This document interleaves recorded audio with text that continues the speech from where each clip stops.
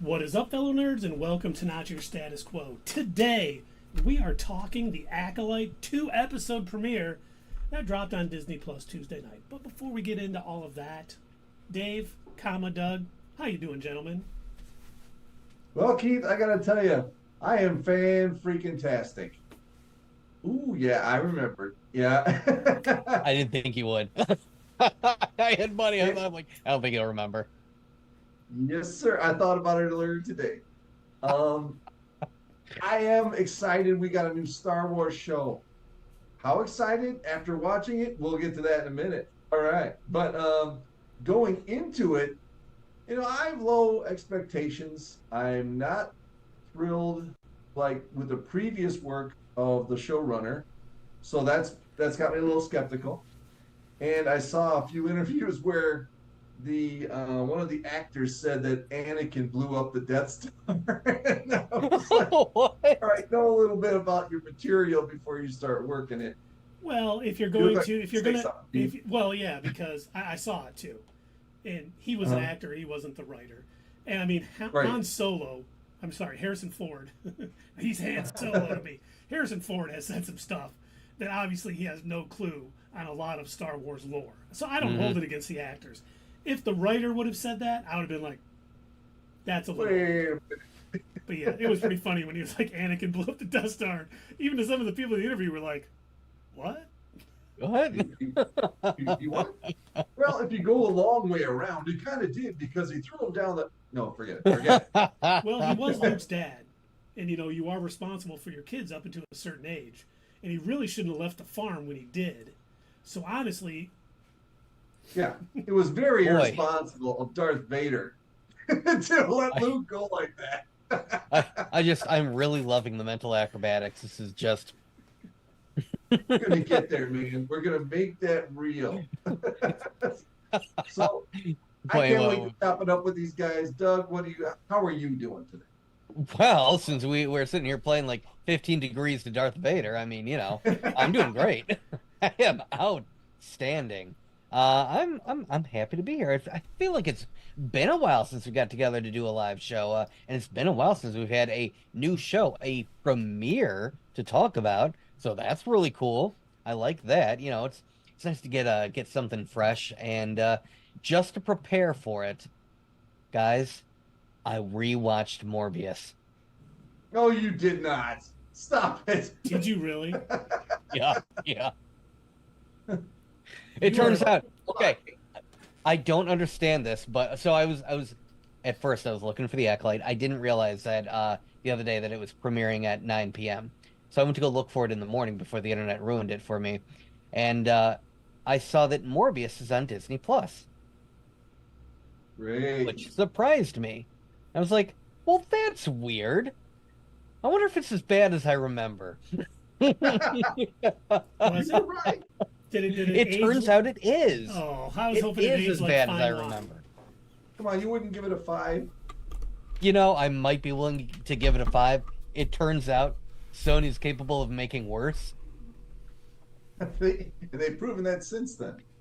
They certainly have. Boy, I can't wait for Kraven. Woo! Kraven and I mean Venom. Venom looks Venom might right. be okay. The best parts about the two other Venom movies was Tom Hardy doing Eddie Brock and Venom's voice.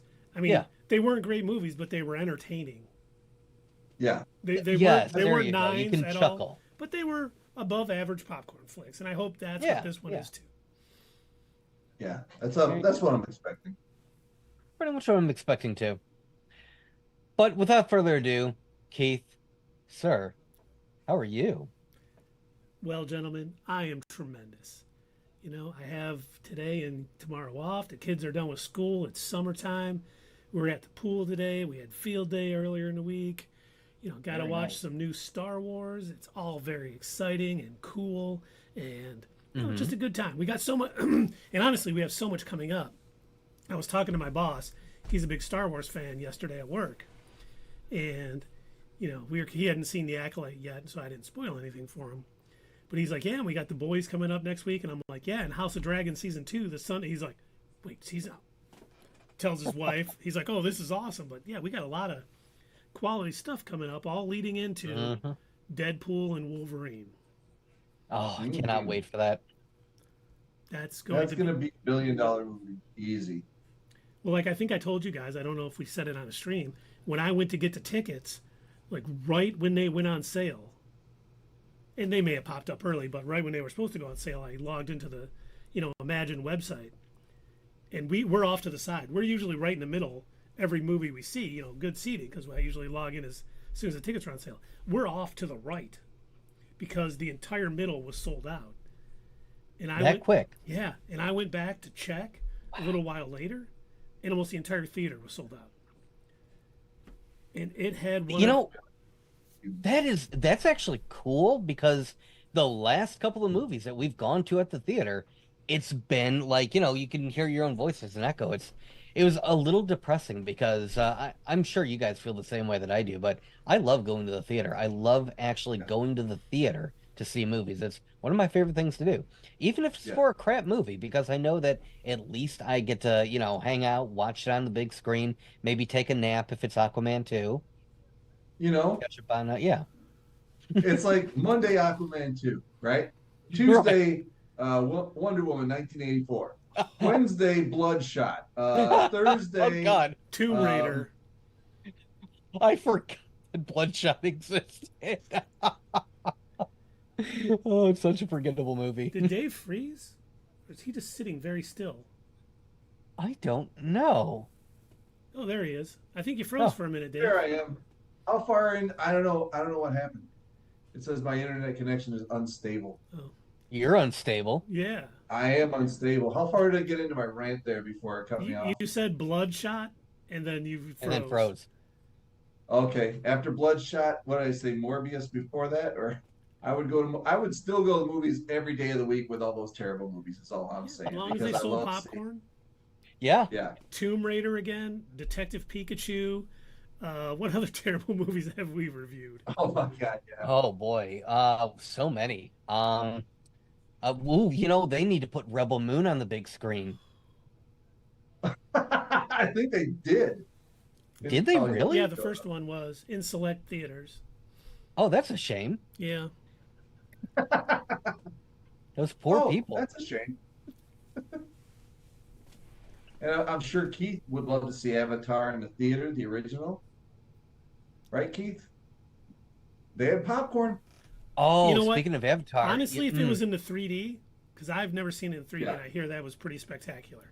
So yeah, I would be fine with that. And honestly, I don't necessarily hate Avatar over that much.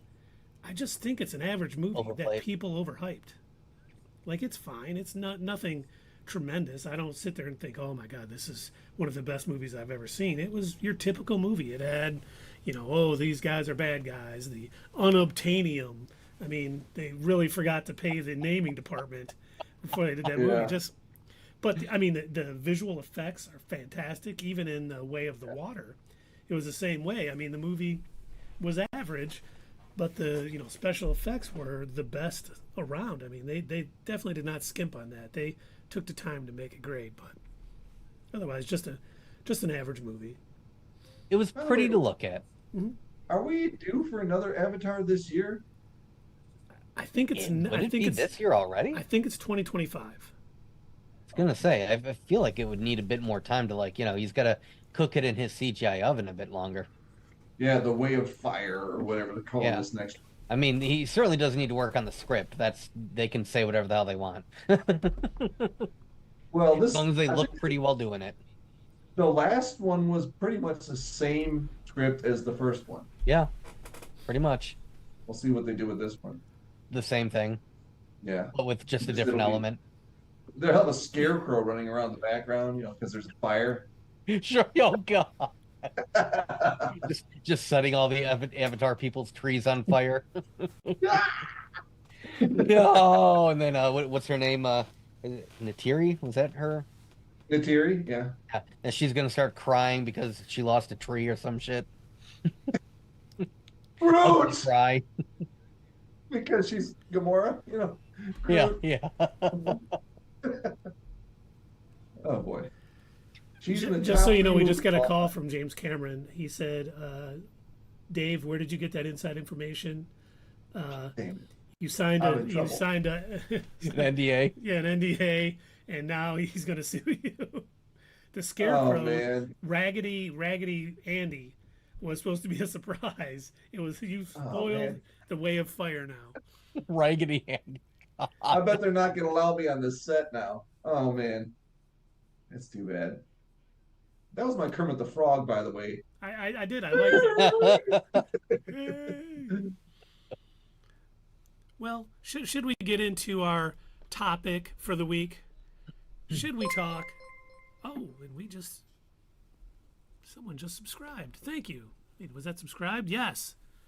Fellow Nerd Doug, thank you for subscribing at Tier 1. Hey. We appreciate that. 23-month streak. We appreciate all that you do. Thank you so much, young man. Or old man. I have no idea who that person is.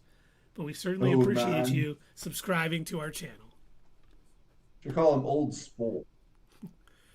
But let's talk The Acolyte, Episode 1, Lost/Found, and Episode 2, Revenge/Justice, which Dave and I were talking about before the show. Not only are we wondering if this is going to be the naming convention for all 8 episodes, but if this is kind of capitalizing on the whole twin thing that's been going on in this. And I That would be my guess. definitely think it is. You know, we got quite a bit, I think, for me, and I don't know about you guys. I don't want to assume anything because I think I liked it a little bit more than both of you guys, which I didn't think it was great, but I thought it was good. I'm looking forward to seeing more, but for having all new characters, they actually did a good job, you know, of introducing them so you kind of knew who they were. I never felt like, okay, who's that person? Why what are they doing? Mm-hmm. You know, and I was kind of happy for that because sometimes when it's a new movie or, you know, something if it's not based on something you've already read or known, it's like, who's that character? Especially if I see it with my wife. Who's that? They didn't tell us yet. But the way they introduced him seemed very easygoing and easy to understand who everybody Natural. was. Yeah, natural. Thank you. So now that part of it I actually appreciated because this is something that I've been begging, you know, and I know that Disney watches all of our streams, but it's something that I've been begging them to do for a long time, to branch out, to try something different. We don't have to stay in that little time frame of the Skywalker Saga. It doesn't always need to take place in that era. And so I was a little bit, when I first heard they were going to do something that took place during the High Republic, I'm like, finally we can do something in the Star Wars universe that is separate from all of that. And I think this was potentially a good start. I don't want to judge this show on just its first 2 episodes. I will say you're probably right, Keith. So far, I don't think I like it as much as you, but again, it's the first 2 episodes. And based on what some critics that have seen the first 4 episodes are saying, they're saying that it picks up in the 3rd. And a lot of the first episode was just sort of getting us right, all the information we kind of need with characters and everything else. You know, of the 2. And I'll tell you this. So as far as introducing the characters go, what you said, yeah, it seemed fine, I guess. I didn't think it was bad. I didn't think it was like done expertly, I guess. It was fine. They introduced the characters, but it I guess it felt natural for the Star Wars universe. So it fit in the the sort of story planet system thing that they've created this universe. As far as the worry that people have, I just want to say this right off the bat. Everybody who was worried about that statement that was made about them hiring people that didn't watch Star Wars, if that really is the case, if that is true, really can't tell because it is still very much a Star Wars show. You still go to Star Wars planets, a lot of which that you've seen. You see Star Wars aliens that you've seen, including a few new ones, which, again, I appreciate. And they did a great job on the sets. I mean, all of the aliens looked really good to me. I thought they did a great job with, you know, even the sets, the practical sets they set up. They didn't do much in the volume, The if any. practical sense, Yes. yes.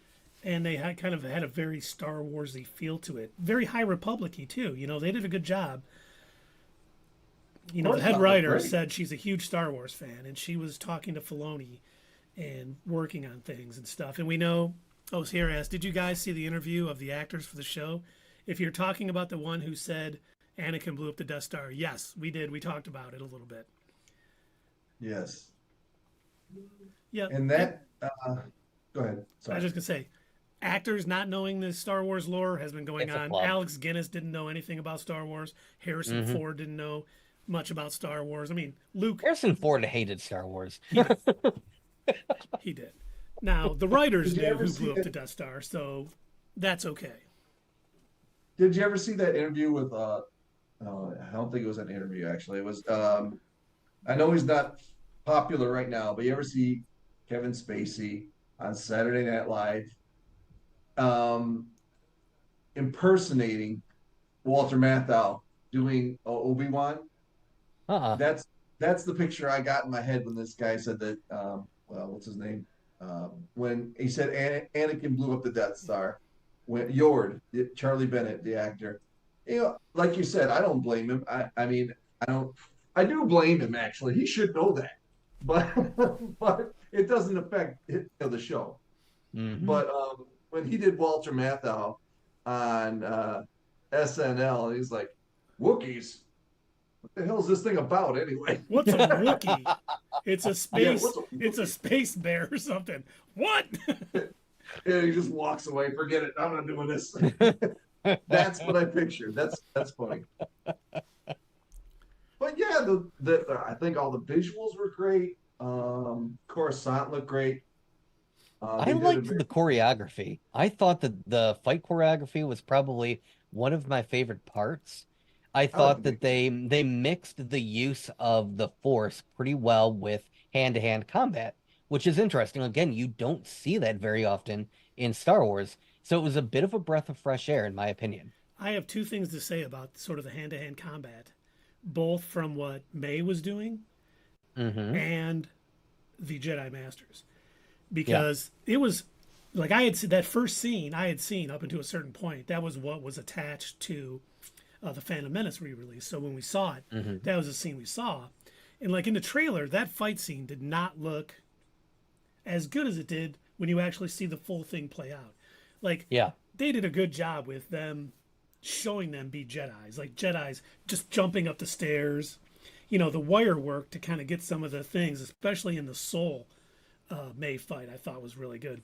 They did a great job of making them seem more than just human. Where some of the other Star Wars was movies, really getting some Crouching Tiger vibes. Yeah, because in some of the other Star Wars movies, it's just banging swords. Exactly. Yes, that's what I was saying. Like, I thought for sure as soon as come fight me, come with all you got. I'm like, okay, here we go, another lightsaber battle. And when it wasn't that, I was like, oh, okay, Acolyte. I'm intrigued. Yeah, she didn't ignite her lightsaber until she was like, okay, I really need to at this point. I needed to protect myself. Unfortunately, I was kind of surprised that that's all Carrie-Anne Moss was doing for the show. I thought she'd be, a main character. She was all over like the posters and everything. Yeah, they were advertised. I assume that was on purpose to mislead people, so you wouldn't know that she was going to be killed off within 5 minutes. Oh, sorry, spoilers in case you didn't realize that we are literally spoiling the episodes. Well, and talking about misdirection, I mean, the trailers were like, oh, it's a whodunit mystery. And we knew who did it right away. And I was like, okay, there's other mysteries that are going to be, going on. Definitely, but it certainly isn't who killed the Jedi because we know who did it. So the main whodunit is going to be who is May following? And that joke that they did, who is he? Oh, you brought him. I thought that was so lame. I was like, oh, they tried to make me laugh, but that's not funny. They got close, but no. Oh, I thought that was great. Come on. I have Jason to admit from something. The Good Place said it. Yes. I thought he came with you. Yeah. So I have to admit something. When they revealed that this was like a, twin situation thing, my first thought, and I'm like, oh, Oh, I get it. Okay, because we were told again, like what Keith just said, this is a murder mystery. Oh, this is going to be a big, mystery thriller series. And I'm like, oh, I think I know where they're going with this. I bet it's a split personality. That's what's happening. Oh, She's not really a twin. It's because she woke up and she doesn't remember doing it. And I'm like, oh man, good on you, Star Wars. And then when the episode ended, and it's like, oh no, it's they're twins. I was like, oh. I, I guess mystery solved. Cool. Did Cool. anyone else find it somewhat amusing that the girl who was doing illegal fixing on the outside of a spaceship was named Osha? Yeah. yeah. I thought that had to have been done on purpose. I know. I was like, It had to. Like, they came up with that joke. That was like the first thing. They're like, and what is her job? Well, she illegally fixes spaceships. It's considered unsafe. Droids are supposed to do it. They passed a whole law. So her name's Osha, right? That's we're gonna agree on that. That's the first thing we're coming up with. her name in the first script was like Peabody or something, and then they're like, no, let's do it Osha. Oh my God, that's great. And her, hold on. We went to George Lucas, and he said to him, I've got a name for you. It's going to be amazing. All right, so she's on a planet. Her family burnt to death. It was really horrific. It was tragic. It was her name is going to be Trajika Burnfire. That's her Star Wars name. Unfortunately, it was actually going to be Amelia Twin Double Axe or Twin Axe, but since Rebel Moon already took that name, they're like, let's just call her Osha. Gary Firestarter. It's unclear as to what her character does. But you know what? I am glad about one thing. The whole, oh, we think it's you, you know, not the twin. I'm glad they wrapped that up quickly. I'm glad we didn't have any, Yeah, I am silliness kind of glad they involved didn't drag that out too much. like the whole, okay, she was on your ship and she's at another temple, 5 light years away from you. There's no way it could have been her. So it kind of, I was like, good. Thank God we're not doing that. The thing I was Silliness. getting worried about, because I know this is around the time they kind of stated this in some of the interviews, some of the articles that were written about this, that it's around this time frame where the Jedi Council, the Jedi as an organization, they start becoming less, fighting for peace in the galaxy, and they start becoming more political. And we do see little spots of it, like, oh, what about our optics? We can't. And so at one point when they said we need to take care of this, swiftly, I'm thinking, oh, they're not just gonna like execute her, are they? Like, Oh, yeah. are they? When the one came in to talk to Master Soul Yeah. and says, we got to I'm handle thinking, are this they not gonna quickly. put her on trial? I didn't even think about that. You're right. That was a very sort of politically type thing doing. We got to keep we can't look bad. We've got to take care of this. This is a former Padawan. This looks Yeah. bad. I didn't even think of that. That's a good catch. I was just like, boy, whoa, okay, this is I mean, I knew that it was gonna, take the Jedi down some slightly dark path. Like this is when we're supposed to start seeing them making some huge mistakes that eventually leads to their fall, and also the fall of the High Republic. But oof. Well, and I think we kind of see that, talking about, Master Adara, Carrie-Anne Moss's character. When I was watching that, I was like, but then I remembered at the opening scroll, they said that have seen, no wars for centuries. And I honestly think they're kind of setting up the Jedi to be a little bit complacent. Like there's Oh, been nothing definitely. to rise up Yeah. against them for all this time. She was so sure of herself, and that's what got her killed. It's like, I saved that guy, and she ended up getting stabbed. I might have liked it a little more if there was extra people and she threw a couple, and she had to divert her attention to a few and then get stabbed. But I'm not going to argue semantics on that. But we even see like Soul having an attachment, having that when he has Osha's Padawan, yeah. picture up, and Jackie comes in and was like, "Are we supposed to have that?" And he's like, "Oh, we should focus on the past," because he was even a bit hypocritical in how he treated people and how he behaved himself. And I'm like, they're really showing Oh, how the Jedi Order isn't as great as they would like everyone to assume. And I kind of like that about how they kind of subtly added it in to the first 2 episodes, and I think we're going to get more of it because we know whatever the 4 Jedi did, that May wants to go murder them all. Yeah, It wasn't good. they're on an Arya Stark hit list here. Yeah, I mean, when I'm he glad took, Dave saw Game of Thrones, so he can get that joke. when he took the poison. Personally, Go ahead. So personally, I don't think that she is the one wanting all 4 of them. She might have a problem with Saul personally because he was there. You know, he watched her family die. Oh, spoilers! And but does she really have a problem with all 4? Even what's well, I know the guy that was meditating. He was on that planet too. He was like one of the Guardian Jedi, so that was her issue with him. Yeah, Torben. Yeah, all 4 of them were there. Yep. All 4 of them were there, and that's why she's supposedly mad. But if that's why she's going after him, then why does she need the master that she's supposedly serving? Well, I it's think all her. Leader. I don't know if it's good at always her. convincing. See, I have something about it too because you notice in the 2 fights, like it sounds to me as an acolyte, she is working with an apprentice, and that apprentice has another master, and he's actually trying to get somebody. So when he tries to take the master, he has his apprentice in line. So she's an acolyte right now. But, and I know Doug had probably, I don't know if Doug caught this, but when she was trying to grab both Master Indara's and Soul's saber, I saw, yeah. there was in the Vader comics when one of his first missions from the Emperor was he had to kill a Jedi without a weapon. Yep. Just like she was supposed to do. And it was so he could take his saber and bleed the kyber crystal to make it his own and make it a red saber. And I'm like, that's exactly what they're doing here because twice she tried to grab their saber. And at first I was like, why did she leave her saber there? But then I was like, because she didn't take it during the fight. She didn't kill him she didn't kill her without a weapon. Yep. So it's not hers to take at that point. And I was like, nicely done.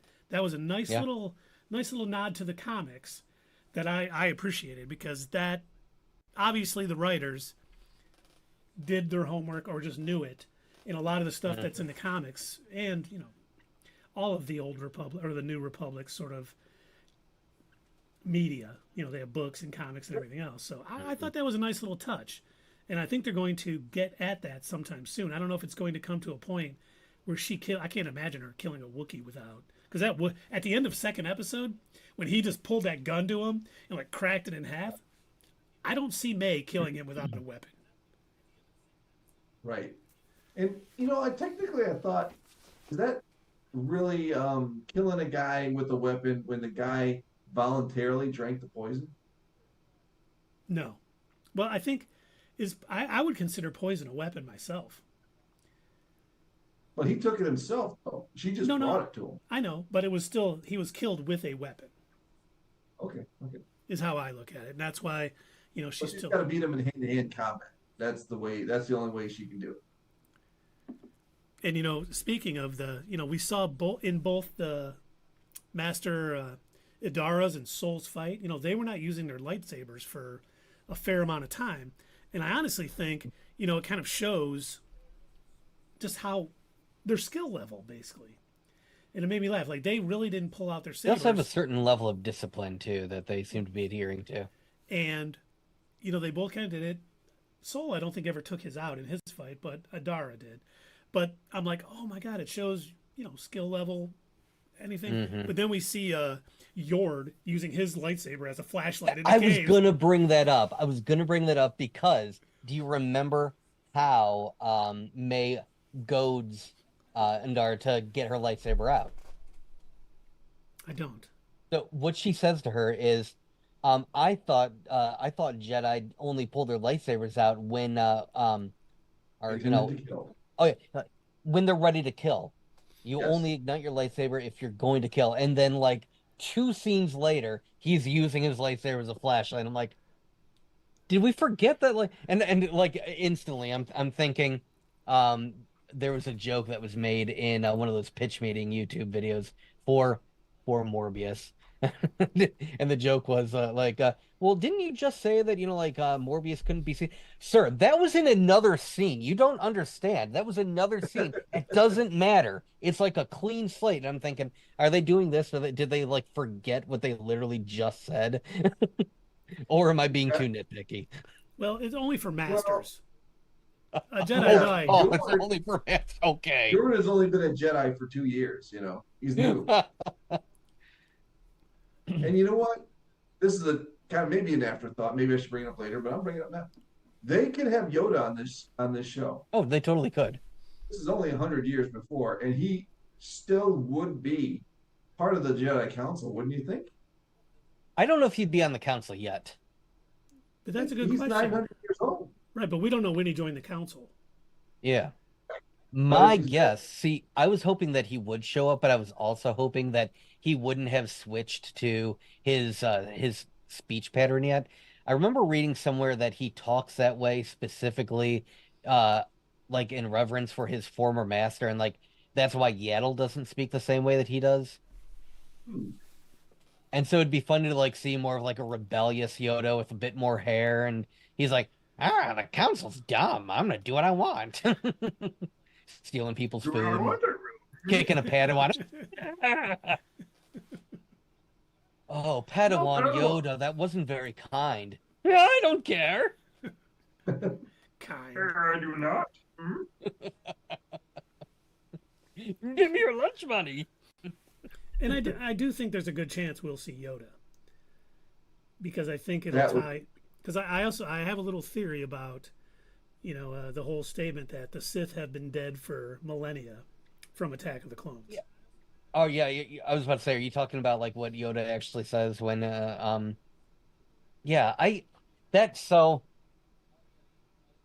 one of the things that bothered me when watching this is I assume at some point some sort of Sithy individual is going to make their presence known in some way.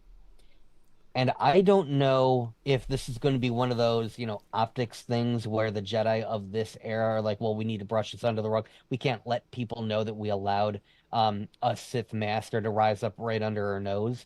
And that's why, like, Yoda and company says what they say, like, oh, we thought all the Sith were dead. Well, Like, even Mace Windu, he says that too. Yeah. And I think Phantom Menace, he goes, there haven't been a Sith seen in a long time. now there's two options I think for that. One, because if Yoda's not a part of the council and it is an optics thing, this is a Sith that is, in it. It may be a council thing, like we can't let people know this, so that way Yoda and That's what nobody I'm else wondering. really knew it. Or it could be that this character, this dark side character, is not a Sith, because there was, I can't remember, there was an apprentice, Darth something, I can't remember his name, who rejected the rule of two. Okay. So he didn't consider himself a Sith, though? He didn't. He He's did for a minute, but then he rejected the rule of two, and he started the Prophets of the Dark Side. And he wanted it to be more how the Sith were prior to the rule of two, where everyone was, you could have hundreds of Sith, and it was like the Jedi, where you had master and apprentice, but it wasn't the rule of two, which we know how it worked out for them. They basically destroyed themselves. It didn't work So out. it was something else where they sort of worshipped the dark side. It was like a religion. And so, Oh, you mean like Palpatine's planet? yeah, like Exegol. You Exactly. know, when he somehow returned. Yes. So they could be doing something along that lines too. So to get around the whole Sith haven't been around a millennial, it'll be, like a prophet of the dark side. So or, from a certain point of view. yes, or the council maybe, because we saw first episode, and I'm glad you noticed that, because I didn't really think about it, but we got to keep this under wraps. We got to take care of this quickly before anything gets out. So they may handle a Sith, especially a Sith apprentice, murdering Jedi. They may not let people know. They don't want that information to go out because, it's for light and love, or light and, what is it, for light and love? What? Oh, What I is the don't remember phrase? now. Now I forget it. Oh, darn it. But it'll be interesting to see. Oh, if, someone will tell us. By the power of Numbskull, I am a coward. Let us know in the chat. What is the Jedi saying? Tell it's us. just the High Comment below. Republic thing. It's for Whatever. light and Tell us the something. High Republic thing. Whatever it is. It is. Come on, someone But tell us. get in the comments. Get in the comments now. Do it. Who would say it, Doug? Say it, Palps. Do it. There you go. I can't find the actress who played that green lady. That is Leslie's wife. I can't remember her name. Oh, because I was thinking she looked a lot like Millie Bobby Brown. With all the She makeup. kind of does. Guys, Yeah. you're not wrong. Oh, I didn't think about that. Wow. Like an adult Huh. Millie Bobby Brown. Yeah. But her character was from the High Republic comics and books. Mm-hmm.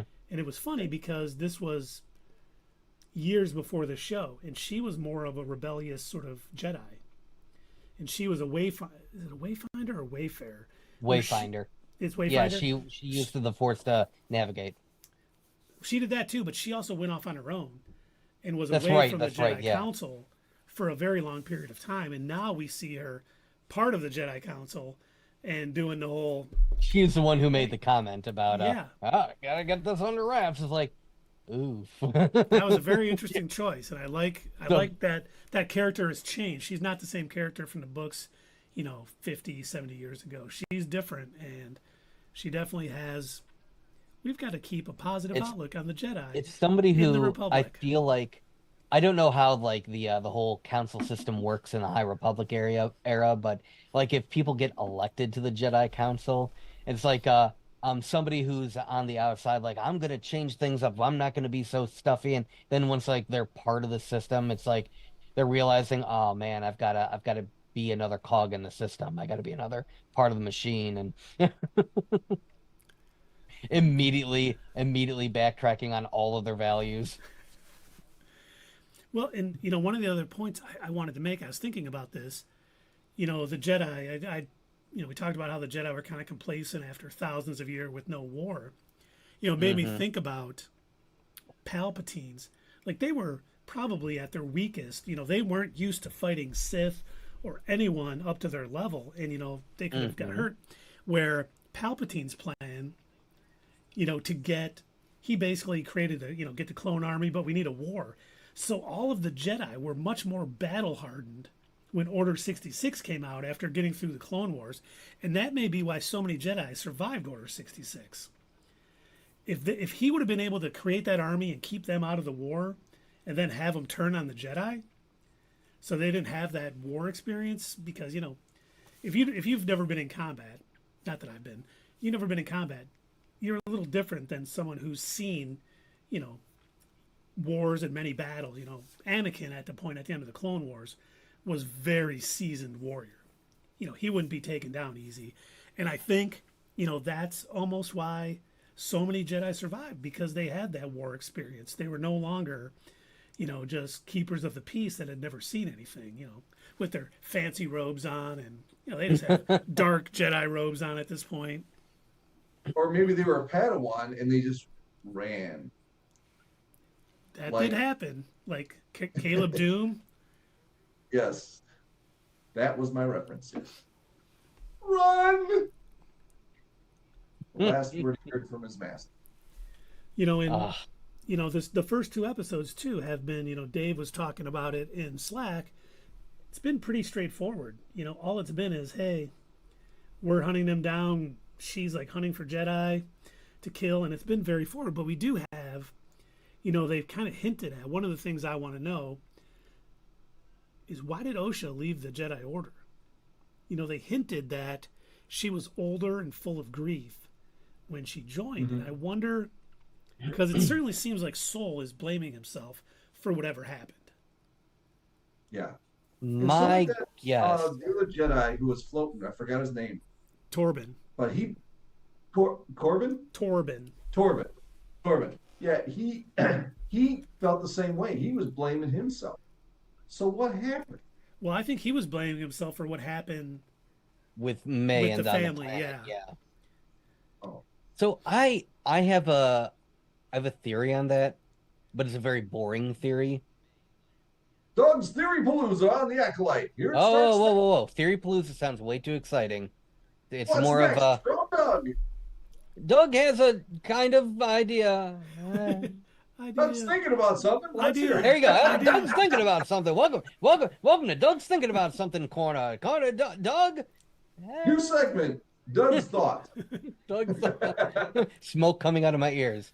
So literally, because they had brought this up before, they were talking about the trials. And I kind of forgot that that was like a thing that a Padawan has to do. And it reminded me of when um, Qui-Gon was, saying Obi-Wan was ready to, graduate tonight. And well, you've already completed your trials.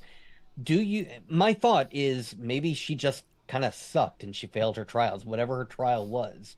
Maybe she just couldn't get past him. It was like she kept trying over and over, and like sort of like when Anakin was having Ahsoka face off against the clones. What if it was something like that, but she didn't get better? She just kept getting worse and wasn't improving, and maybe because she made it almost sound like it was a mutual decision, like the council had said, "Hey, maybe this isn't for you," and like she also kind of decided, "Yeah, I think you're right," because it kind of sounds like she also chose to walk away too. Yeah, it didn't seem like there was any hard feelings. Yeah. What did you say, Maybe she just Dave? doesn't test well. Maybe she doesn't test well. Yeah, that's kind of what I'm thinking. Like she was like good at the the group work. She was able to, he said, "Hey, close your eyes. What are you thinking of?" She didn't say fire, so she was able to do like really good at that kind of stuff. But when it came to, Well, I thought what they said was she had too many emotional attachments. they did say that, but I don't know if that's the reason why she left. Yeah. Seems like it would make sense. Although Saul obviously had emotional attachments. It seems And like a couple of them do. I think it's about whether you let it interfere with your day to day or whether you're caught. Yeah, I mean, Obi-Wan didn't let it affect his life. With what's her name from Mandalore. Yeah. But obviously Anakin did let it affect him, and he became a Sith. So it's a valid theory. No, I think it's good. I usually it's simple things with things like that. And they did hint that she was full of grief and too old, and she may have just not been able to pass her trials or didn't want to continue. Maybe she was just like, what, this isn't the life for me. I'm going to step away. But that's kind of one of the things that we may have to learn. We definitely need to learn what happened on that day when Osha was picked up and her family died in that fire, because obviously it's not what we think, because we have Master Soul, who was obviously very attached to what happened and knows what happened. We had a Torben, who was doing the bearish vow when he was floating there in his thing, was willing to take that poison because of the guilt he felt. And we have the Wookiee Kelnaka, like living in seclusion. Mm-hmm. So obviously something happened that they feel terrible about, and things did not go the Jedi way, which obviously they were probably told, we can't talk about that, you guys. We're the Jedi. We wear our gold and white, and we're the... When they made the comment, that they watched May die, do you think that was the thing that they felt they did wrong? Like, do you think they were instructed to kill a child? No. No. But I do think they're going to feel like they could have done more to try to save her. Or it was something, because they said May started the fire. We don't know for sure that May actually started the fire. What if her parents... Maybe a Jedi did and they were covering up.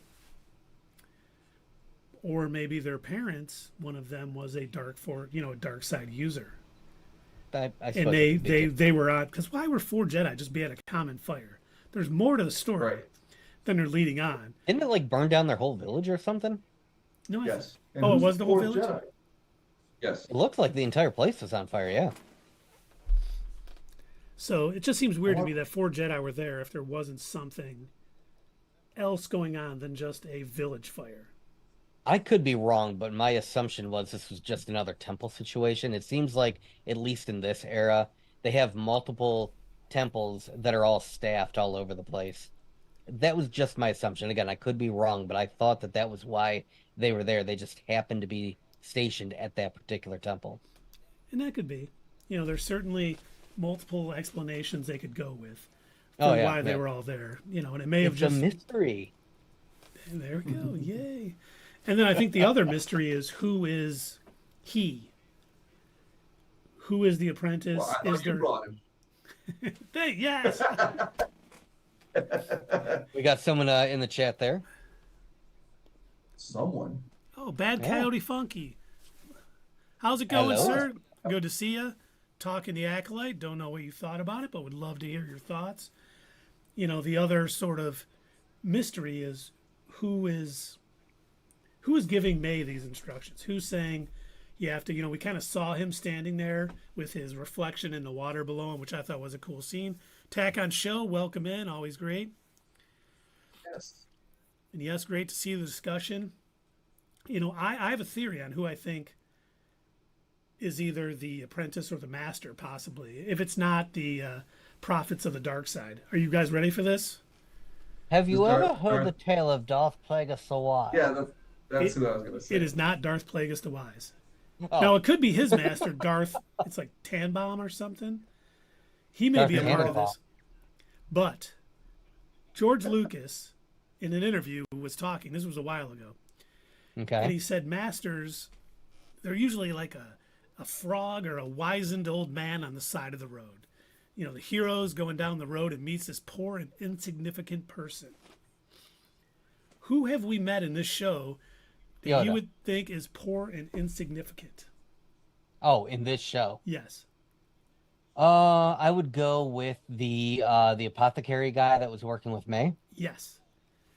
Quimir, who was Jason from The Good Place, which is awesome. Yeah, because he was acting like he was dumb and didn't know anything when the Jedi were interviewing him, and Yep. then let him go. But you can tell, obviously, he knows more than he's letting on. He was non-confrontational and helpless when the Jedi was there. But Mhm. remember when he was talking to May, he said, "Peace is a lie," which is part of the Sith tenet. Yep. His little rant about the Jedi seems very, very Sithy, perhaps. He saw right through Osha's disguise, and he sounded pretty threatening until the Oh, Jedi yeah. came in, and then he was like, "Oh, haha." Okay. He knows how to who's pick his he? fight. Yeah, I honestly think he may be the Sith or her, even though she doesn't know who it is. I think he's him. I could see that. Yeah, man, you're right. I was about to mention that May didn't know who it was, Hmm. and Yeah, that's doesn't he very- always like turn away from her or wear a mask or something? It's very deceitful of a Sith to do that, and that's right in character. Yep. So, Oh, of course, yeah. And he I also like knew it. exactly where that next Jedi was. Like, for being a Mhm. drunk, bumbling fool, he's got a lot of knowledge. And he had no Yeah. problems concocting that poison when she asked for it. When she presented what it Mhm. was, I was like, okay, that guy is. And he's also the Or one that meets keeps the eye. reminding her about killing without a weapon. Oh, and Bad Yeah. Coyote Funky said, I think it's her mother. And that could be, because if they went, Hmm. if the mother escaped with May and she was a dark side user that the four Jedi were approaching, that's definitely good. Darth Jar Jar, definitely an option. Thank you, Attack on Show. No, Well, I, that's I, what I get what he's before saying Jar Jar. because that was the idea behind Darth Jar Jar, that he was stumbling around and acting, like an idiot, Yep. and that's kind of like what this guy is doing. Yeah, it's they were attributing Jar Jar's fighting style as Drunken Master. Yeah, exactly. And So yeah, I can see that. Bad Coyote Funky, so a Kaiser Sose situation. He stands upright and speaks more clearly. I think we're going to see that at some point. I think we're going to see that transition from bumbling fool to. I think it's a Taskmaster reveal. Helmet comes off. It's a lady, and it's the twins' mother. Gasps all around. Hey, that could be. Well, I mean, I'm again, not yeah. definitely I don't know. ruling that I out. would guess because I wouldn't know who it was. That'd be the first time we saw her. But, oh, okay, that's who it is. Oh my God, But Carrie-Anne Moss. thank you for mentioning Kaiser Soze, by the way, my favorite movie of all time. Go ahead. Tack on Show says Carrie-Anne Moss. She didn't really Watch. die. She faked her death. Well, see, that would be too much for me if, like, all right, so her whole family was supposed to die, and obviously two of them made it out, and now if her mother made it out, that's a third person. And now Carrie-Anne Moss dies but doesn't die. That would be too much for that show. I think. was thinking, and again, this was just my overthinking. I was overanalyzing, but I thought it. Don't come at me with your pitchforks and your torches, okay? But I thought it was funny that this Jedi Master died with a little knife but yet we've seen people get cut in half and they're totally cool. We've seen people Right, stabbed torch. I'm in coming after you with a torch. we've seen people stabbed and sliced and diced and their guts ripped out, a la Darth uh Maul. Darth Maul cut in half. I was thinking of what's her name? Why can't I think of her name now? Oh, Book of Boba Fett. Book of Boba Fett. Oh, Fennec. yeah, Yeah, Fennec Fennec Shand. Shand. Fennec Shand literally, like Well, ripped let apart me and just had say- had The knife was where a human's heart would be.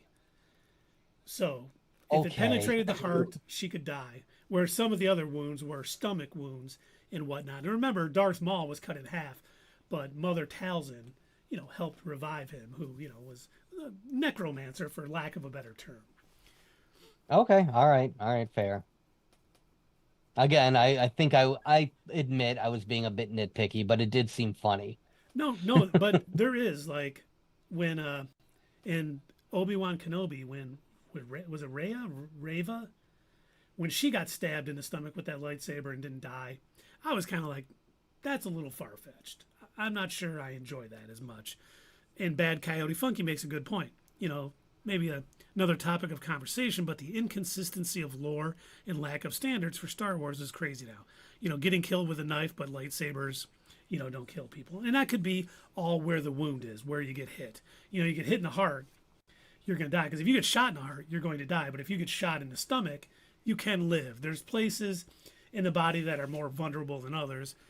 But we have seen, stormtroopers get one blast shot and they go down even though they're wearing armor.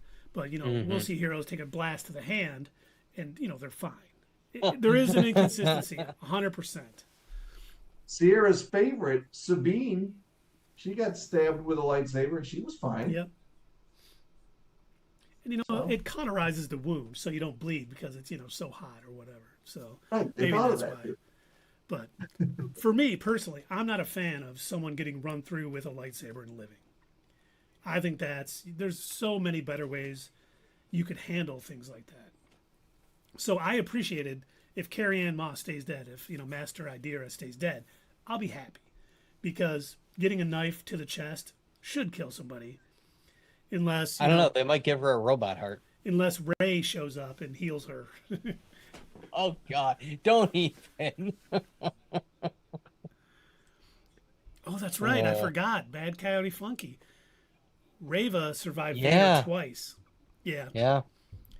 not a fan Yeah, of see, that. that's another thing I didn't like about that show, but that's another show. Yeah, but it does show the inconsistency on different shows. I would rather them, once again, you get stabbed, you get run through with a lightsaber, you're dead. Yeah, there's nothing. Unless you're Maul, you get cut in half, and he is okay because I loved his comeback and I loved his story post. But you don't need it. I did laugh at all the people. I don't know if you guys remember this, but when Rogue One came out, all the people are like, "Well, maybe he survived. Maybe he didn't die from the Death Star blast." Sure, Yeah, sure, probably did. sure. Probably. I'm sure they were, as they were hugging in their final moments on the beach. I'm sure they opened their eyes like, "Oh, hey, it missed." Hey, check it out. We're on this one big random floating beach. It went around us. Yeah, we're fine. Don't worry The about it. plot armor.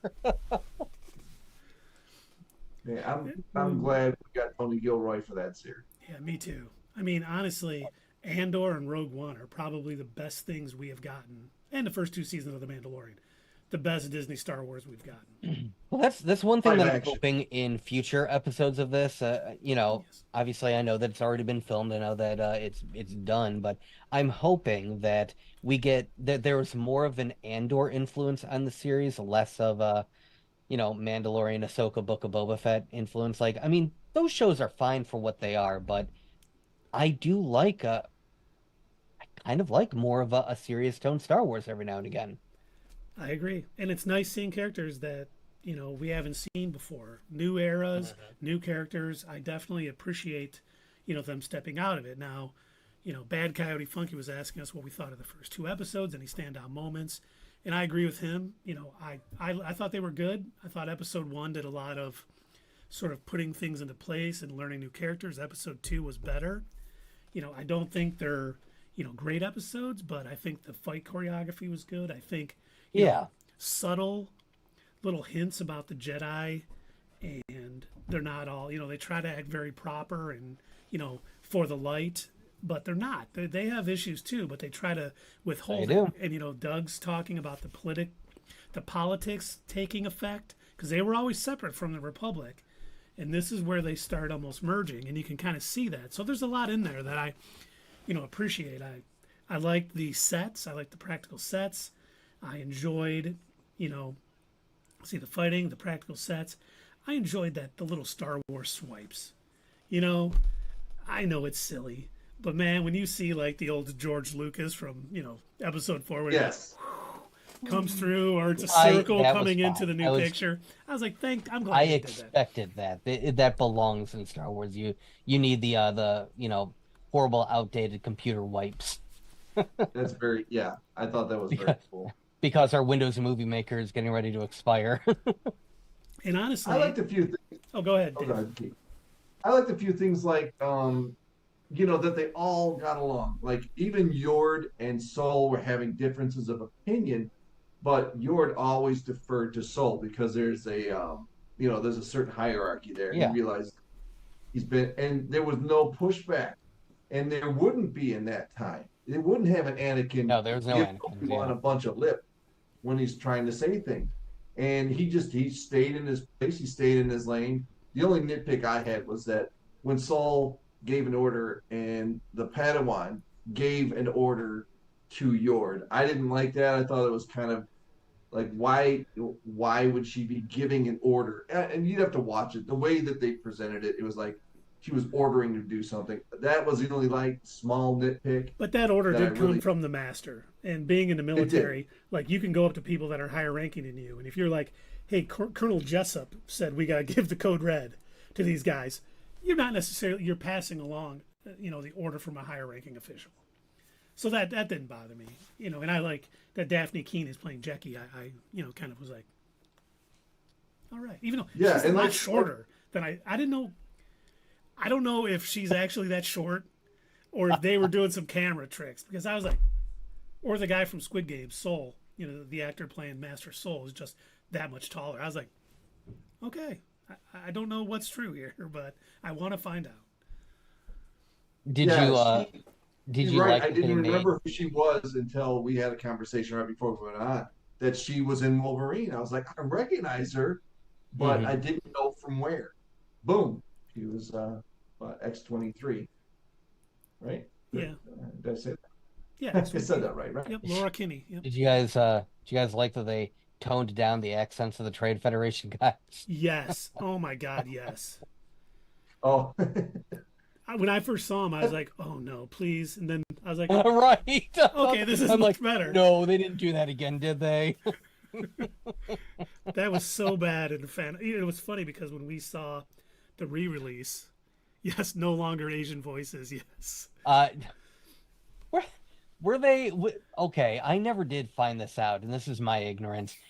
Were they actual Asian people, or was it people putting on a fake Asian accent? I think it was people putting on a fake Asian That's accent. what I thought it was, but again, I don't know, because I never did look up who the voice actors were for the Trade Federation guys. Turns out it was Ken Watanabe. Right? Yeah. It's like, it wasn't a fake accent. How dare they?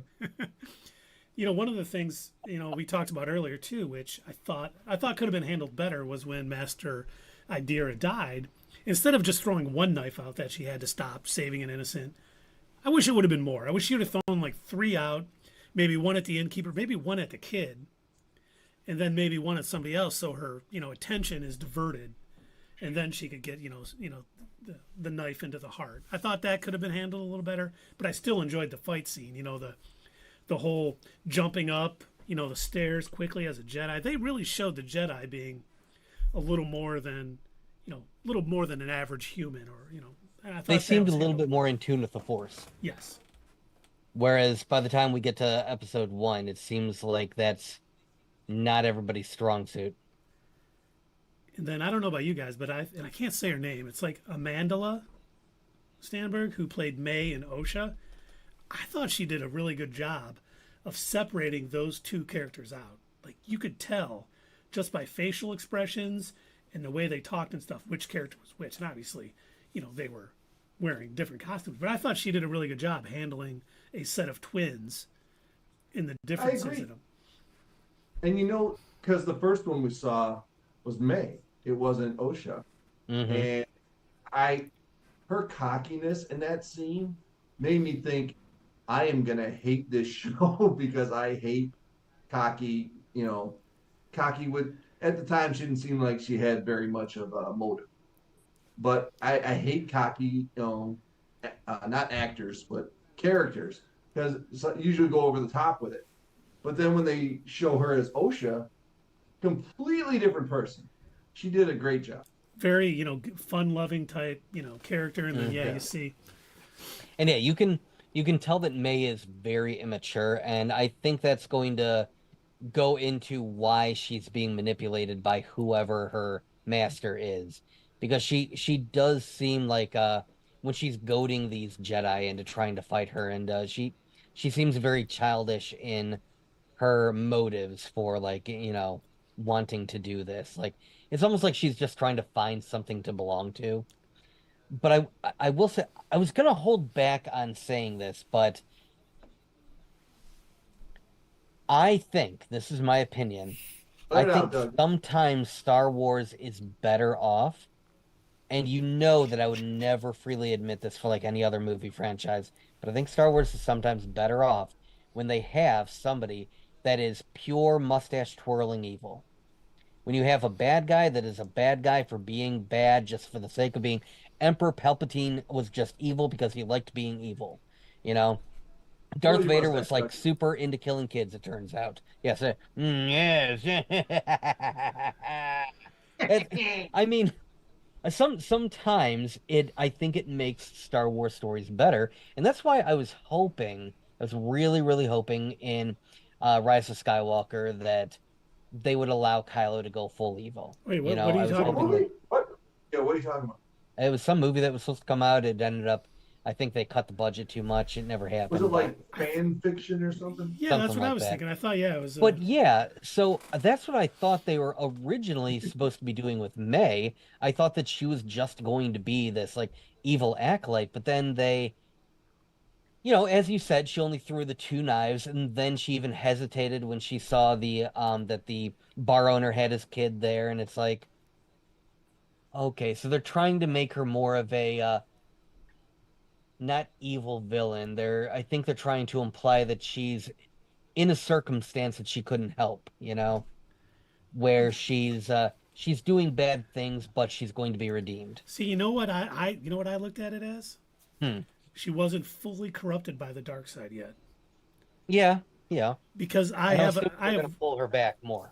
Oh, actually, Bad Coyote Funky said a lot of people don't like Yord, but I kind of think he's doing the best. Yeah, I thought Yord. There's people that didn't. Oh yeah, I like Yord. I thought he was doing great. He's probably one of my favorite characters. I like him, and I like Soul actually. Yeah, like Soul, like May. I like Osha. Jackie.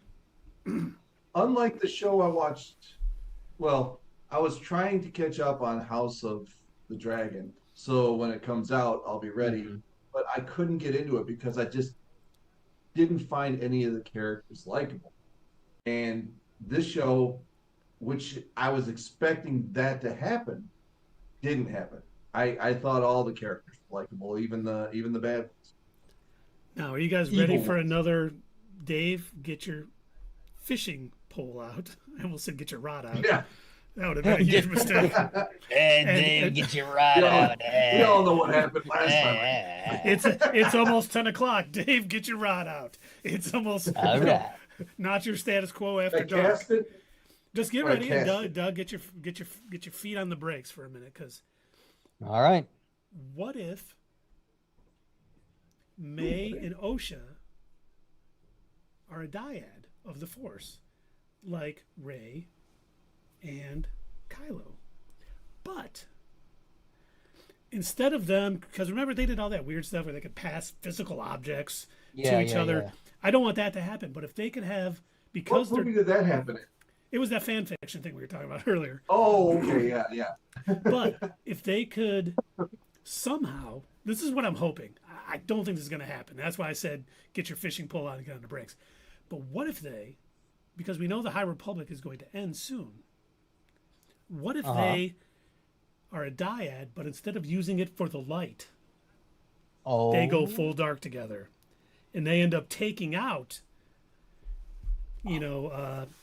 Quimir as the apprentice. Two evil twins. And they actually, and they go full evil with their powers. They see, I knew that was going to happen because I thought of it, and I'm like, there's no way they're going to do that. It's so good. It's not going to happen at all. I just hit the brake so hard that I flew through the windshield, but oh man, I smiled on my way crashing out. Oh boy, my face is just filled with shards of glass, but I got a big grin because that's so cool sounding, and I know they're not going to do it. But yeah, just imagine if there was like some creepy moment like in The Shining where you've just got two twins standing there, and all of a sudden, and then they both ignite red lightsabers at the same time.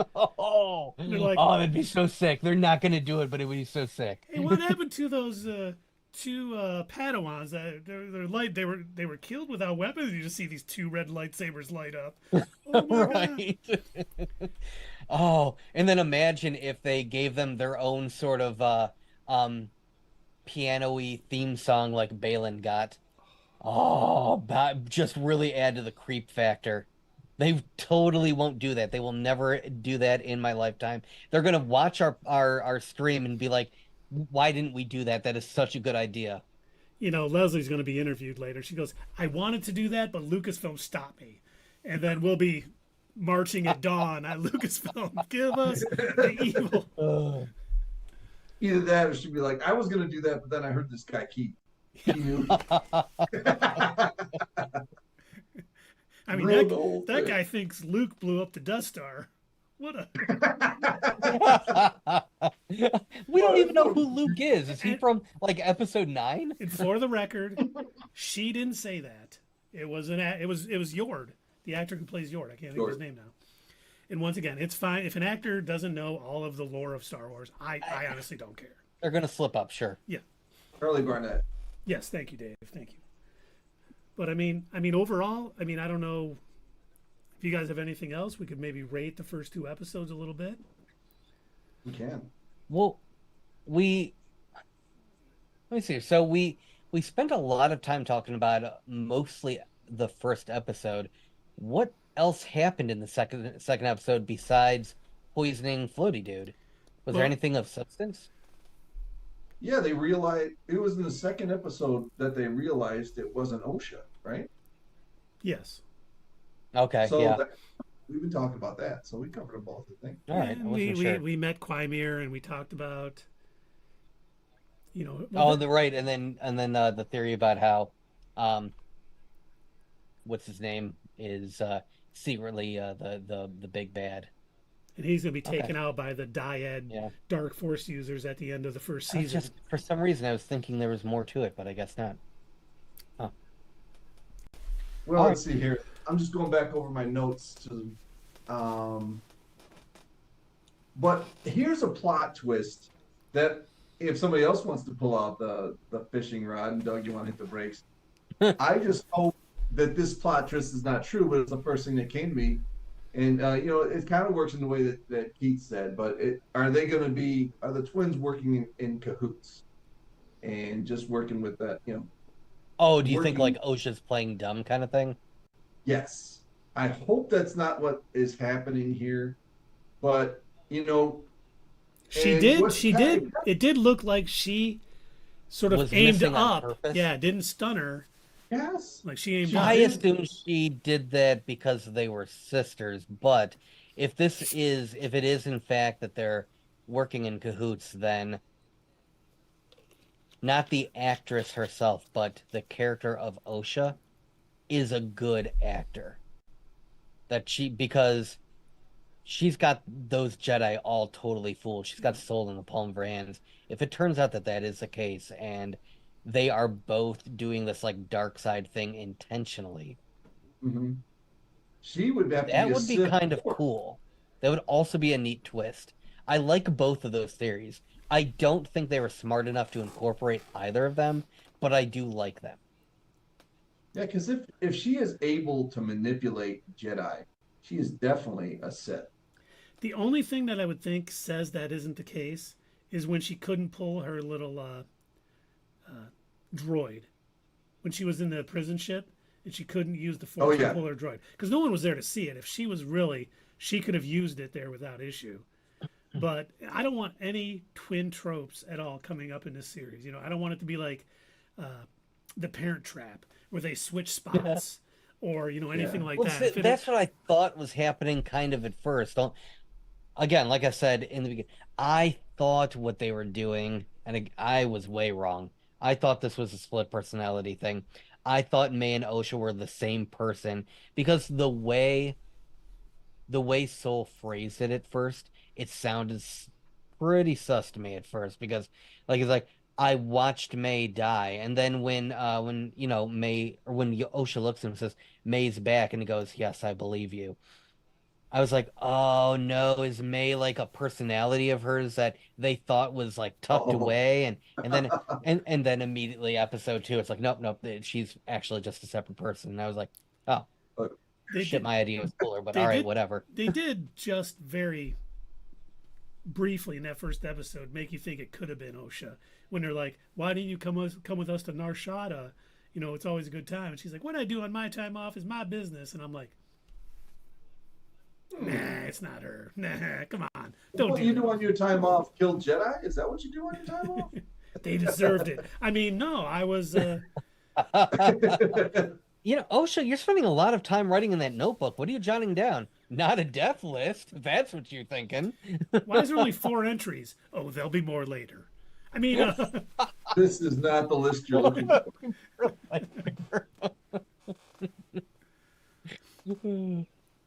That reminds me of Death Note that we haven't started watching. oh, I'm I've got a looking for. question for the two of you that I meant to ask earlier.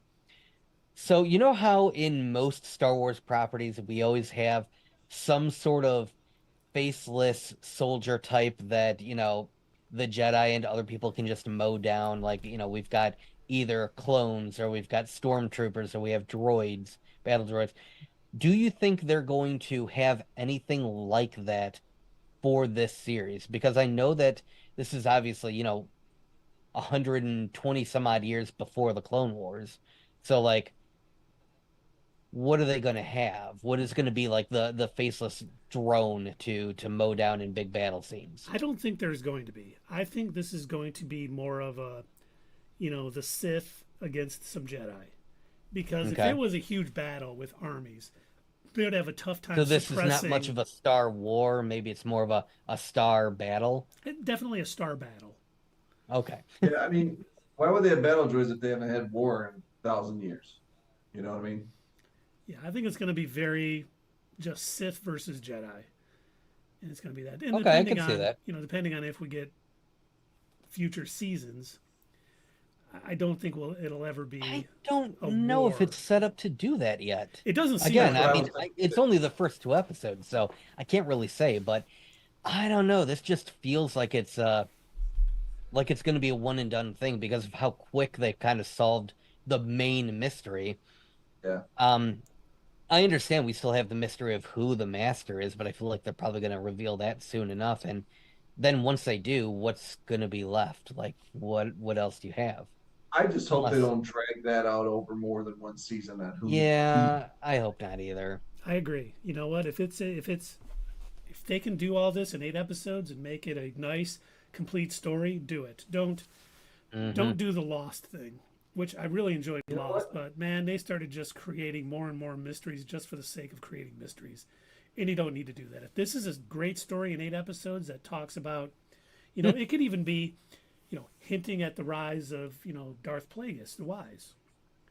But we don't even have to touch on it. It could just be like, the Sith gets away, the apprentice gets away, or the Sith gets away at the end, and we don't have to continue the story, but he becomes, Plagueis's master, which, then, Sidious comes in. don't overdo it. I think that's the worst part of American television is when they have a hit, they just keep They renewing milk it, it. no matter if they have story to tell Yep. or not. So give us what you need to tell the story, and hopefully that's it. That reminds me of the season finale of Rick and Morty when Rick is talking to Fearhole Did you hit Diane. the button, Keith? For Rick and Morty? There we go. Rick is talking to Fearhole Diane, and he's like, they're talking about like, so what were you doing, before? Oh, I was watching Lost. Oh yeah, well, what is Lost like in your universe? Oh, it was great. It ended after one season. Jack and Sawyer teamed up and fought a cloud monster, and it ended, and everybody was happy. What was it like in your universe? Terrible. It was a church purgatory. Nobody knows. Yeah, that's such a. You know, and it's like Leslye Headland, her other series that I've seen, one of them, and is Russian Doll. The first season of that I thought was great. I And loved the first season of that. That was really good. and it did wrap it up. You know, that you didn't think there would be a season two. Hmm. You know, and there was a season two, and that wasn't good. So I hope, unless they have some like a specific idea for a season two, without having to make it a sequel, you know what I mean, not Hmm. having to have the exact same plot line, then I'm all for it. But in the past, she hasn't proven that she can do that to me or for me. So one season might be good enough. And honestly, the Acolyte, if May becomes an apprentice, it can't be called the Acolyte anymore. Or That's Right. true. All right, good. the, Yeah. the naming convention kind of makes me think this is the story of an Acolyte. We're not going to continue down this path with, Hmm. unless she, oh no, your apprentice was killed, but I have a new apprentice and you can be his Acolyte. Oh, I'm an Acolyte. Always Oh, an hey, Acolyte. Boy. Do you think the too. last episode is going to end with well, my new apprentice, and then it's Palpatine? Oh, No. Palpatine's not 100 years old. And it turns out he's even older than we thought. He's older than Yoda. The only thing I Right. think we may see that could have any connection to Palpatine is Plagueis's master, Tonbomb, or it was Darth Tonbomb or something like that. Hmm. And he was Right, one the of the Royal one of the like alien looking dudes, like the musicians from the Cantina. Oh, yeah, the Max Rebo band. Not the Max Rebo band, but the alien Oh, looking dudes who were do do do do do do do. oh, them. Yeah, Yeah. yeah. Okay. He was one of them, I believe. Yes, you'll never. Yes, one of those guys. Yep, exactly. Hmm. The guy playing the sax. So if we see that, I think that'll be a nice little, tip of the Play cap. that same song again. Okay, you got it. What? Play the same song? Okay. He says he doesn't like you. I didn't say that. I don't like you either. Wait a minute. Oh, there's great aliens. There's bug aliens, big aliens, furry aliens, Satan. Yes, there was. The Genosians are just basically bug people, right? Yeah. And look at Watto. Yeah. That guy's a bug. Yeah. Okay. But Wanna rate it? let's rate it. I'll go first All right. since I never seem to go first. Okay. I do think the second episode was a bit better than the first. I don't think either episode was great. Little issues here and there. With fight choreography was great. I thought most of the acting was good. Some of the writing, some of the dialogue fell a little flat at times, Yeah. but nothing that ruined it for me. And I think like how Master Idea died could have been a little better, but I thought the music was very prequely, and I thought fit. I liked all the sets. I thought the costumes really hit on the High Republic. All that we've seen in the book scene. Well, I guess we've seen it in the comics, but from the books and the comics that have been going on, I thought they really did a great job of sort of bridging that gap between the High Republic and the prequels.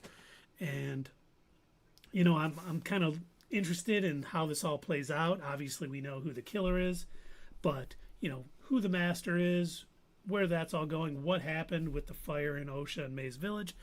I want to find out.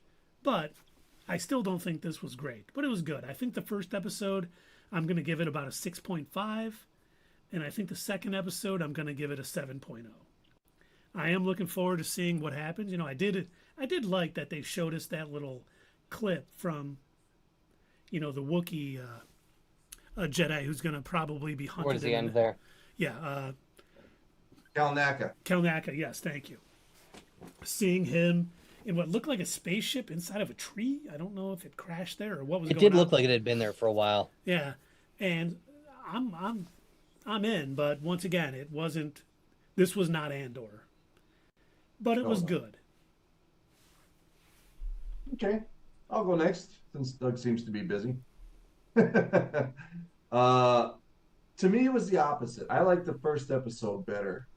Just all the setup that they were doing, getting us caught up on the where we are, and like Doug said, it was natural. It didn't seem forced that they were forcing any person in there or with their like, oh, they got to have a big entry for this person, you know, and they got to have a big attitude or whatever. They didn't have any of that. That was good. I was happy with that.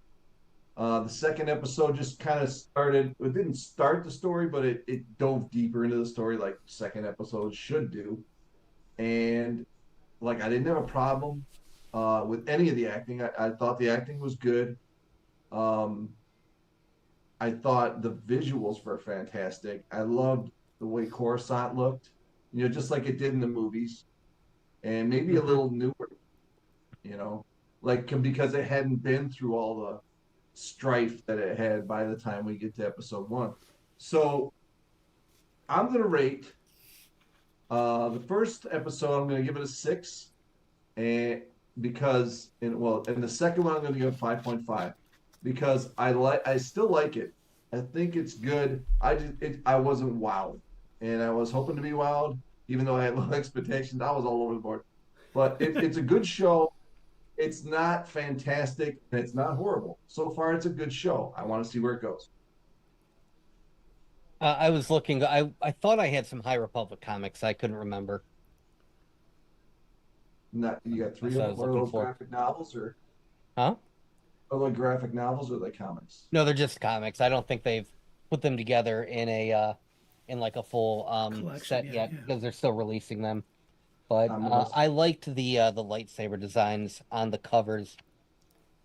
I don't know if you can see, but it's got like it looks like a sword. Oh yeah. Oh yeah. Yeah. But anyway, so as far as rating these episodes go, honestly, I'm kind of in the same ballpark as both of you. Again, I didn't dislike these episodes. They were fine. I think they could have been better. You know, but again, I didn't go in with all of these like, oh my God, this is, you know, I know this is going to be amazing. Guys, I have learned my lesson after Wonder Woman 84. I'm not going to let myself get torn apart like that ever again and think that I'm going in and watching something amazing. So I'm very middle of the road when I go in to watch stuff nowadays. And I will say that, yeah, I wasn't super impressed by all of the dialogue. I wasn't super impressed by all of the story beats. There was a couple of occasions, not all of them, where I thought the screens that they were showing or that they were kind of setting on, it reminded me, especially when they were doing the text overlays to show us like a new planet, it had the feeling of a 90s TV show. I was getting like these sort of like Xena or Hercules sort of like vibes from the way that they were presenting some of this stuff. Obviously the budget was higher than that, but that was just like it was less saturated. It was I don't know another way to describe it other than it looked blah in a couple of shots, and I'm like, oh, that could have been, that doesn't look finished, you know. But like what Keith said, like what Dave said, I loved the fight choreography. I thought that was some of the best parts of it. They won me over in that initial fight when they were, you know, the wire work with them using the Force to, you know, incorporating that into their fight. The fact that we weren't just bashing lightsabers against each other, that we were actually doing some hand-to-hand stuff, that there was a bit of like intrigue as far as like they're trying to discuss, well, how do you, kill this Jedi that has his force field around? Oh, I know, get him to kill himself. Wow, okay. And so you can see a lot of the original ideas, like what George Lucas wanted to incorporate in Star Wars, how a lot of it came from, old samurai movies and everything like that. So you've got these really cool fight scenes. You've got these like real close up, they feel um oh my gosh, I can't think of the word. Uh they're Human. shot in a way where you're just focusing on those two characters. And I like that. I like how in a couple of instances where the camera was really following the action really well. But then every now and again, like I said, you'd get some kind of funky dialogue. It'd be like a weird kind of thing that was like, oh, all right, that was kind of dumb. And I also thought this idea that the entire series was supposed to be this murder mystery thing, and then it's like they kind of solved the primary mystery pretty quick. I mean, I know there are still some questions, but I don't care enough yet about the questions. So I think I'm actually gonna give both episodes, episode one a 6 and episode two a 6. They weren't the worst thing that I've ever seen. That's for damn sure, but they weren't like great by any means. They were fine. They were fine. Yeah, they It were was good. fine. It was okay. Is Rob still on? I want to hear if he has to say anything about our reviews. I don't know if he is.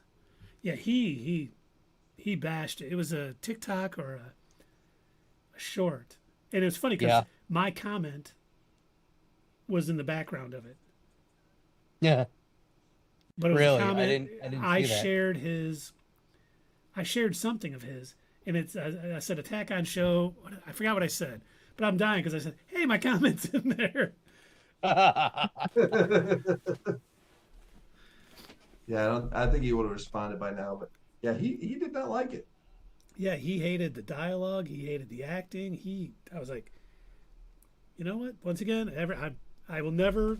Everyone sees different things, Oh yeah, yeah. and everyone's opinion. That's why there's three of us. So everyone out there, if you agree with Dave on most things, to believe his review when you go to see it, or if you're very overly positive like myself, to listen to mine, and if you're middle of the road like Doug, to listen to him. And that's every every critic who thinks they know the exact greatness of a movie. It's just their likes and dislikes. You find a critic that you agree with, and then you kind of know what you're getting into if you read If you want a reviews. comparison, I guess, because we've had a bit of a dry spell since the last time we had a live action Star Wars thing. The last thing we had was Ahsoka, correct? Yep.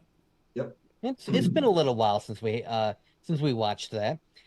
And when The Mandalorian first came out, um, that was another one that I was a little hesitant to watch. I was very skeptical of it because the only thing that I thought for sure, I'm like, okay, they gave Boba Fett a paint job, whatever. It's just gonna be some dumb Boba Fett show. And you guys seemed way more excited than I did, and I was like, okay, fine, whatever. I'll watch this stupid Boba Fett show. And then when it came on, and like after that first scene, that hooked me immediately, just like Mando hooked his um grappling hook around that guy and drug him. It was they had me. I was like, oh, this is really good. And I remember being on the edge of my seat for that entire, and that was just one episode that we got. That wasn't even two. That was just one Yep. episode that we got. And I was like, oh, this is really friggin' good. Yeah. Yeah, they really nailed it on the first two seasons of that show. But this one, it didn't, the Acolyte, again, I went in a bit skeptical, but it didn't quite hook me in the same way. And I don't know if that's because we've had so much Star Wars and there just hasn't been enough time. And But I again, think yeah, like I I don't think for know. this show too, a lot of this with it's been okay, but they have to land the ending. We've They do. seen like Ahsoka. I really enjoyed Ahsoka, and then the season finale was somewhat of a letdown. Yeah, It just kind of was like, okay, yeah, some things happened, and I was like, yeah. kind of It seemed like more of a mid-season episode. He really put did. on a stormtrooper suit though, guys. He That's right. did he did the thing that Ezra does. And if this show can just completely do a great job of wrapping this all up and making it, you know, a great ending that we all enjoy, it'll be better. Now, if they fall short, and this will be a very forgettable series.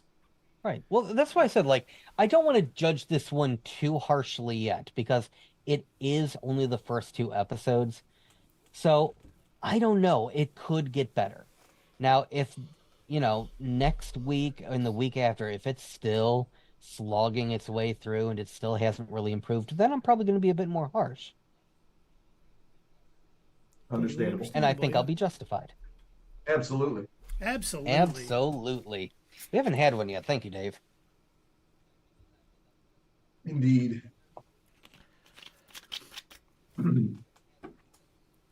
Well, that's the Acolyte. I don't know if we have anything else to talk about, or we should raid somebody. I think we should probably raid some. I don't think we have anything else, at least not yet. No. Yeah, obviously we're going to be busier next week. Is it next week? It's 8 days from now a week from today is The Boys. Are we gonna next Wednesday? Are we gonna talk? Or next Thursday? We're gonna talk The Acolyte and House of the Dragon. Well, House of the Dragon won't be out yet, and I think The Boys comes out that Thursday, so we may not have time. Maybe we go back to 2 nights a week streaming during these shows, because then we can talk. We'll have plenty to talk about. Yeah, we can talk Acolyte on Thursday, The Boys on Sunday, and then House of Dragon and The Acolyte the next Thursday. We'll see. That'd be fun. Oops. Tell me, this isn't spoiling anything for anybody who hasn't seen House of the Dragon Season 1, but does Matt Smith become a character like Jaime Lannister where you hate him at first, but he turns out to be an okay character? Not in my opinion, no. No. He's a dick throughout. Yeah, pretty much.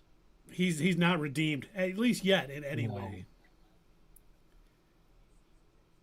I kind of miss the feeling of watching Game of Thrones for the first time. As long as I put that show off, I loved it. Yeah, when you said what you did about you not being able to find any characters that you found very likable, I thought about that for a second. I'm like, shoot, I think Dave is right, because I was struggling to think of if I actually liked any of the primary main characters, and I don't. Yeah. Both of the, the 2 women vying to become queen, like, I don't like either of them, really. They're both kind of dicks. Matt Smith is a dick. What's her name? The redhead's 2 sons, or all of her sons are just dicks. Like, King's a bumbling fool. Dude, still, I'm telling you, that King had my favorite scene in all of Season 1.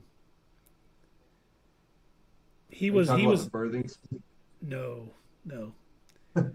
I don't think you got, because it was later. It was after the time jump. But when he was when he only had 3 strands of hair left. Yeah, he dragged himself into court to make support his daughter. I mean, that was because he was just, you could tell he was not in the best of health, and I just thought that was a great scene. But you're right. I can't think of anyone who is. And that's usually I did like the show, though. Like, it did hook me once I finally watched it. I think it was more of just the. There I am. It was nice to see. It was nice to see the Game of Thrones world expanded upon a bit, even if I didn't like any of the people in it. I like that they improved on a lot of the sets. You could tell that they were given a slightly bigger budget. And I liked, I think one of my favorite things is the fact that they improved the throne. Yeah. It looked much better. It actually did look like there was 1,000,000 swords all melted down by dragonfire. Well, and it was 172 years newer. Mm-hmm. True. Very good point.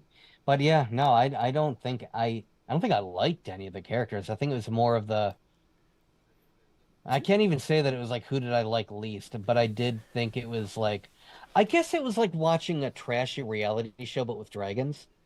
Where it's you don't like any of them, but you like to watch them fight each other. To me, yeah, that was exactly it for me. I was like, okay, I don't like any of these people. I think that must have been what it was. They're all backstabbing jerks, and I want to see who wins. Kind of, yeah. I think that's really the best way to describe it. Holy crap. And it's like the first episode of Game of Thrones, the very first character you meet, loved him. I thought, Ned Stark, thought he was great. Hmm. And his whole family, I loved them all, Yep, they were, to me, they That's were the like way the it's done. Midwesterners of Westeros. Yeah. And then Ned dies. Common folk. When Ned dies in Yeah. that first season, you're like, but he's a I good like guy. him. He, why? The bad guys But win. he had morals. He fought the good fight. He's supposed to overcome the mistakes he makes. Oh, he's He's not supposed dead, to right? be in You think He's with supposed to Sean be in Bean the signing that opening contract, song he where said, they're playing like a jazzy piano tune, and Ned is laughing with the kid, and then he looks at the camera, and goes, and it freeze frames and shows his name, and you think everywhere that you go. when Sean Bean signed up for that, he said, "You got to kill me at the end of the season one. You have to." Well, since we knew in It was the in the books book, that he was going to die, they were probably like, "We want you, Ned Stark." Okay. Yeah. Perfect.